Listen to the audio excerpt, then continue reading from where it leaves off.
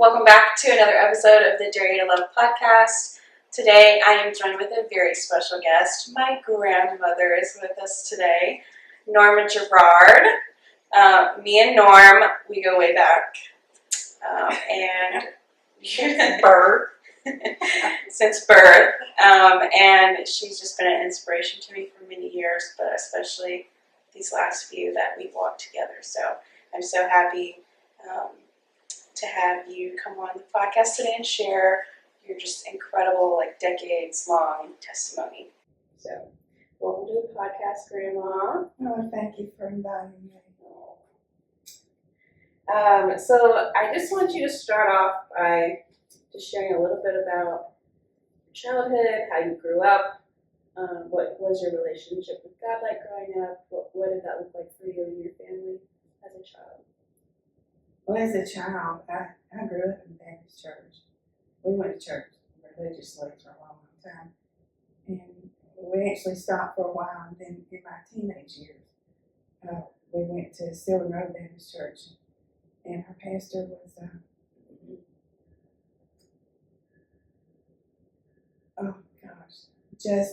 Pastor Justice. And I just love that man so much. He was such an inspiration to us all.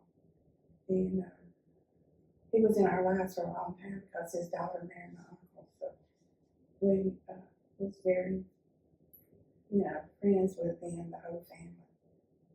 But as I grew up, I just moved away from the Lord. A lot of things happened that shouldn't have happened if I had been, had a relationship with Him. But I had been saved when I was 12 years old and baptized. And I knew the Lord. And I always knew that He was there. And at one point I thought, I messed up. He didn't love me. And I really had a hard time with it. And then I came back to the Lord, and it was mainly after all those years, it was Joey and Tina. And my mother got back and started back to church and received the baptism of the Holy Spirit. And my life changed completely. I even quit smoking. I had tried. And then Joey got mad at me because I was smoking in the car. And I thought, you know what, this is not worth it. I need to quit. So one day, I said, Lord, when I get to church, I smoked a cigarette all the way. And when I got to church, I prayed and I said, Lord, take this away from me. And I never picked up another one. And I'm not saying it was easy, because I did everything. I chewed some of the gum. Mother was an influence with me during that time because I wanted to receive the baptism so bad. And I thought that was I was dirty inside. And I couldn't accept the Lord, the baptism. I couldn't feel like I was clean. He cleanses you, but I couldn't accept that until I quit smoking. And I was able to and receive the baptism, and my life changed so completely. And then a year later, my son Tommy was working on a bobcat and it killed him. And if it hadn't been for me going back to the Lord, we wouldn't have made it. The whole family. And I tried to be strong. Because I had to be strong for JT. He just fell apart. And he started drinking. And I would go and anoint his bed, everything he touched. And Lord, just take that desire from him away. And it finally did. And then whenever Tommy died, it came back. I've always appreciated how open you are with talking about just everything that you've gone through and how God has helped you through those things, because I think that's what makes you so relatable. And honestly, what makes you such an admirable person, which is the whole point of having you on the show about a woman to admire is the title of this season. So what makes you so admirable to me is that you don't hide the parts of you that you're disappointed in, or the parts of you that the seasons of life that you went through that you regret. You don't hide any of those things, but you point it back to how God got glory out of it, and I think that is just a beautiful testimony that you carry with you, and what I look up to the most about you. But we'll kind of go back a little bit to when you said that there were some years there where you felt like if they were bad, and they wouldn't have been bad if you were following the Lord. Do you want to go into that a little bit and share a little bit about those? Well, I think I was really running from the Lord, and I was rebelling because my mother and I didn't have a very good relationship, and everything she told me to do, I just did the opposite. And I had victory and joy, and I didn't have a very good relationship with their fathers, so I was by myself a lot, and I was lonely, and I saw love in the wrong ways, and if I had God guided me, I wouldn't have, depended on somebody, a man, to fill the void that I felt, and it was because I needed him, all during that time. And then when I did, go back to the Lord, and I felt like I was saved again. But I felt all those years that I knew Jesus saved me. And I looked up to him as my father, but I thought it was a disappointment to him. But then I realized he loved me anyway. It don't matter what you do. He still loves you. And he'll guide you and direct you. You just need to pray and read the Bible. And of course, you need the fellowship in church. So you have somebody that you can be accountable for, when they, not that they are that necessary. Well, I can't know the word to say.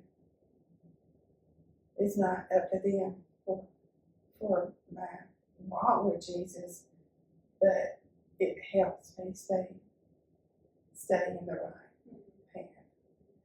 And I love working with women, and I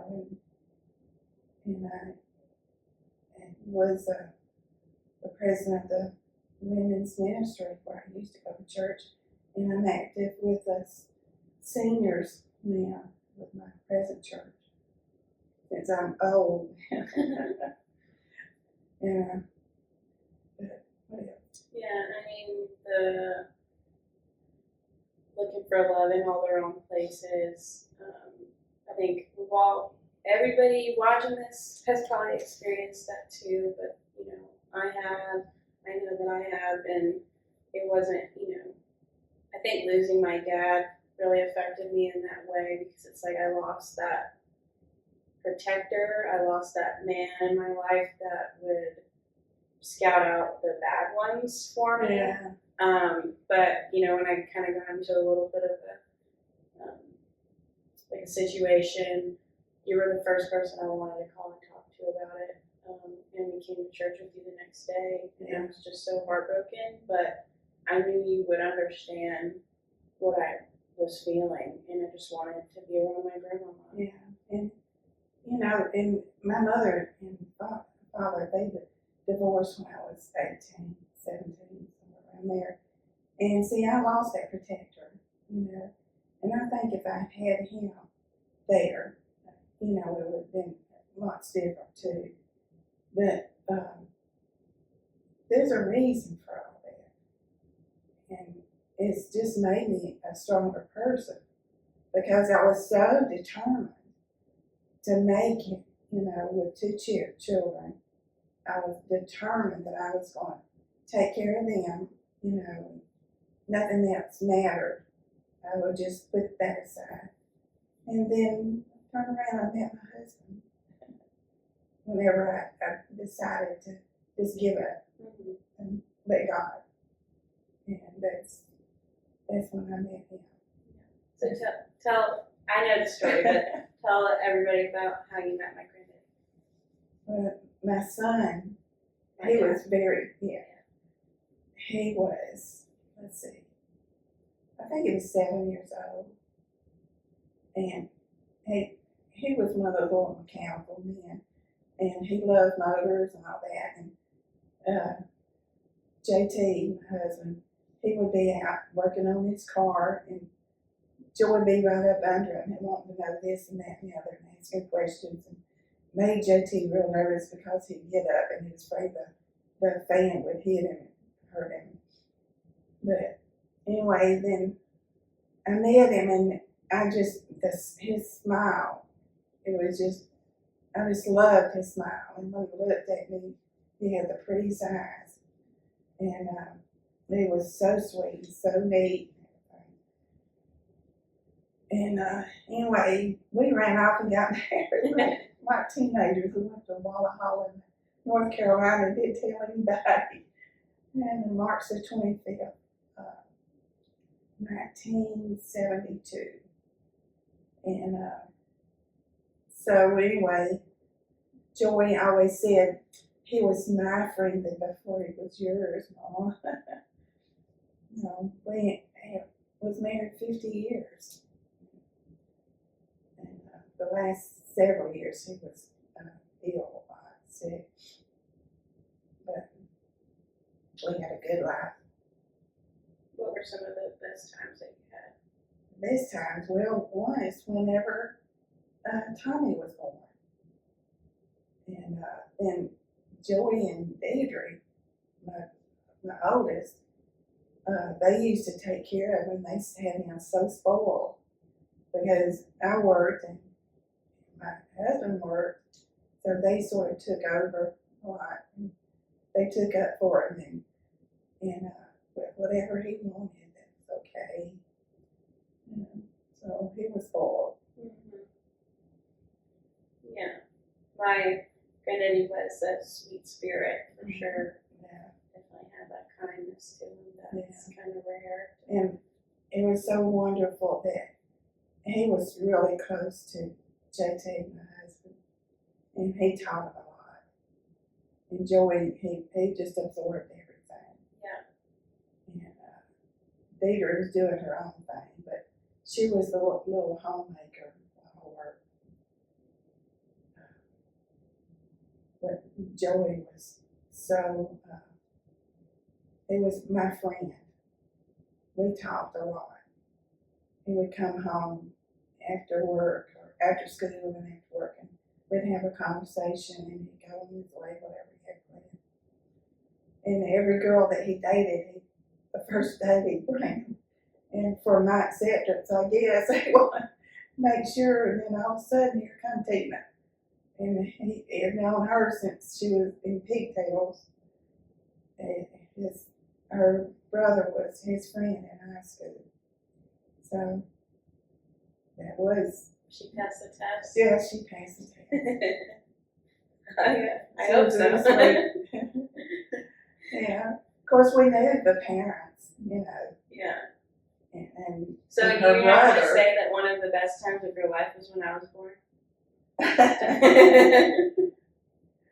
Well, yes. Yes, okay. Absolutely. Well, when my grandkids, all of them were born, She has I to was say that. thrilled. Well, I have to. Just kidding. I mean, you're special to me so much because you're so much like your daddy. Yeah. And then I have, 7 grandchildren and then 2 great grands. So I'm really blessed. And they love me. And I know you do.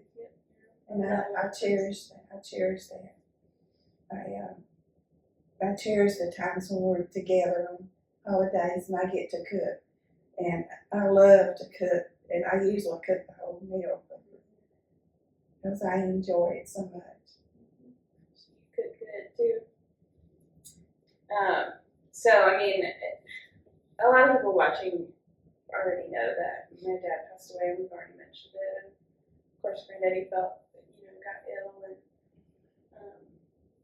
wasn't doing well the last few years of his life. So, I didn't tell you I was going to ask you this, but what was that like, taking care of, having to be a caretaker of somebody? Oh, I thought it was a privilege. I love taking care of JT.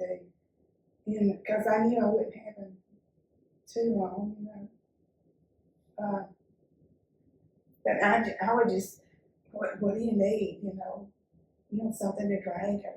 I love to cook for him. And I remember the last day before he went in the hospital, I cooked a big old meal and he couldn't eat very much.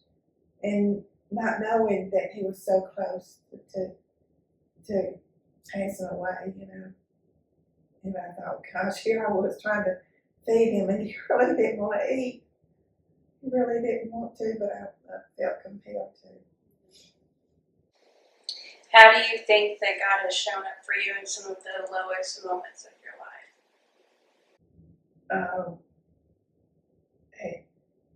Really, whenever things like that happen, you can really feel His presence.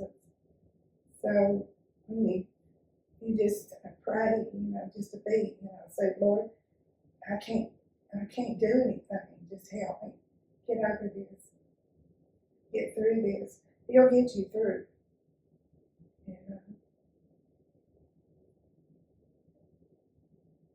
And I know I have the peace, and I have the peace and knowing that it's okay. And I know that because whenever Johanna died, it was March the 11th, and then JT died June 11th, and then Joey died February 11th. That's exactly 11 months. So, there's no coincidence. That was God's plan. He took them. Nobody else did. And the devil can't take him until he says so, So I knew that it was all in God's plan. That's the only satisfaction I got out of it. What's something, how do you reconcile with that today? Like losing 2 sons and a husband and a granddaughter and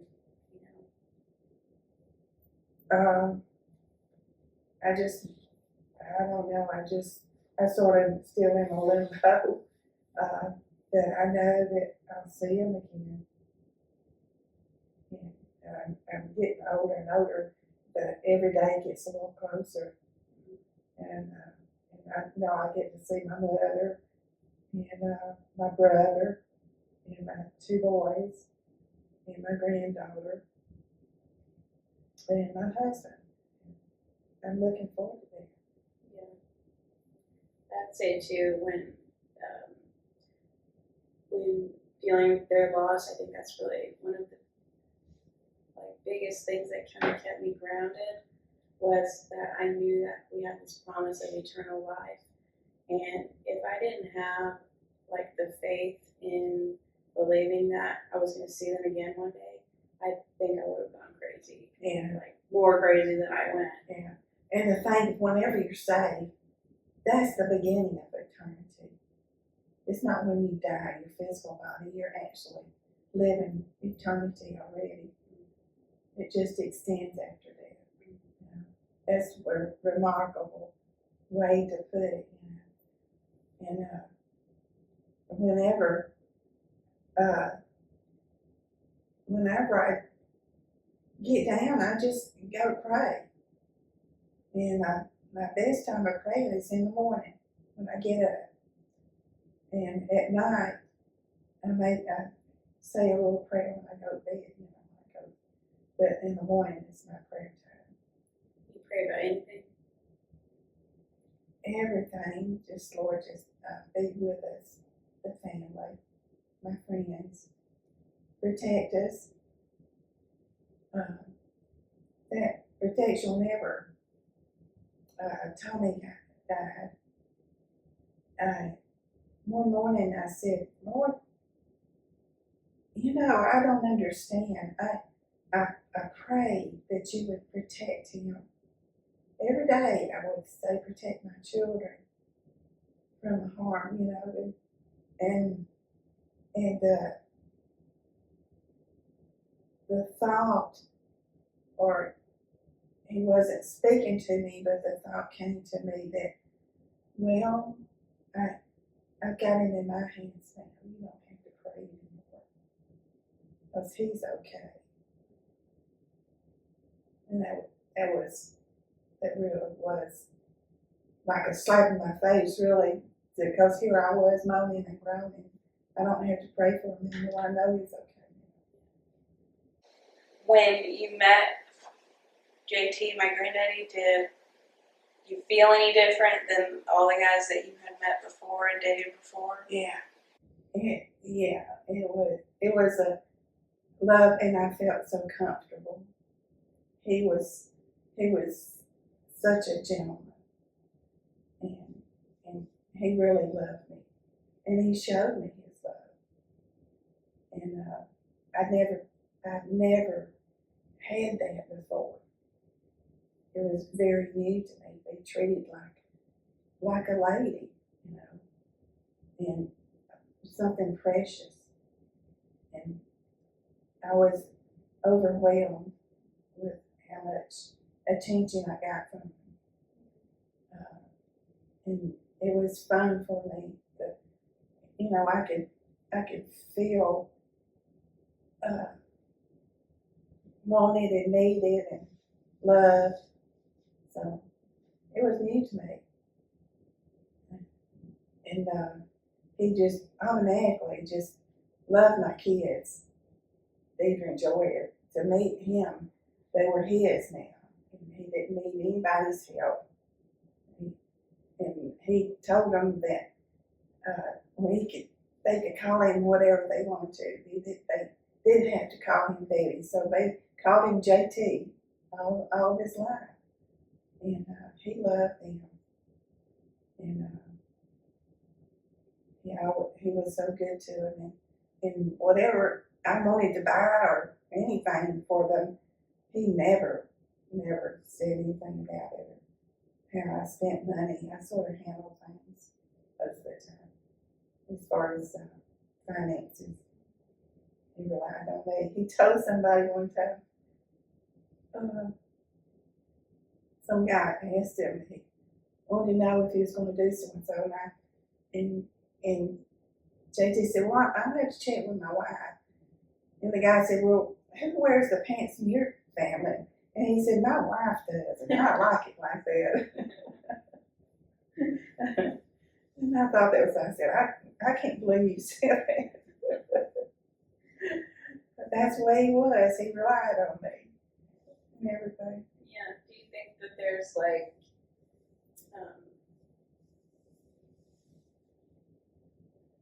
the obvious answer is yes, but do you think that there's reasons to waiting on the one that treats you the way that you deserve to be treated? I know that God gave him to me for a time because I prayed for him. And I had prayed for a country boy that came from Cleveland. The life that you've been able to live, the loss that you've had to go through, what would be, the advice, the pieces of advice that you would give somebody that, is my age or younger and just starting out with their relationship with God?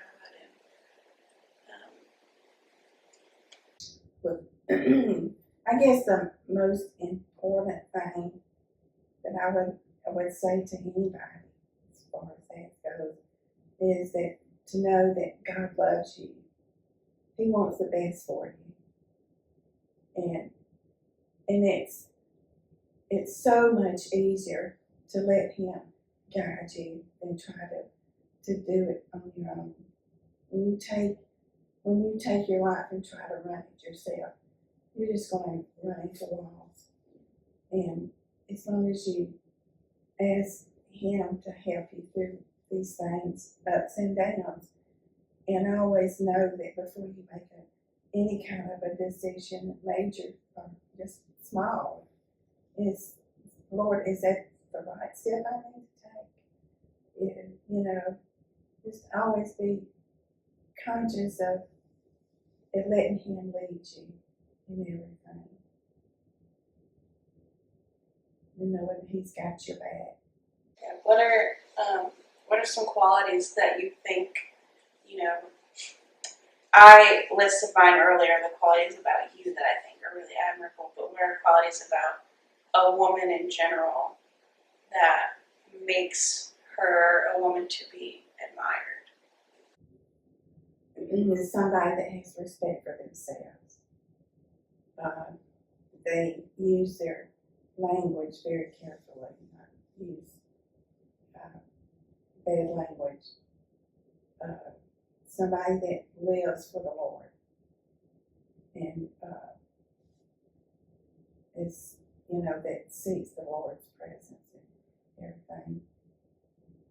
That's the main thing.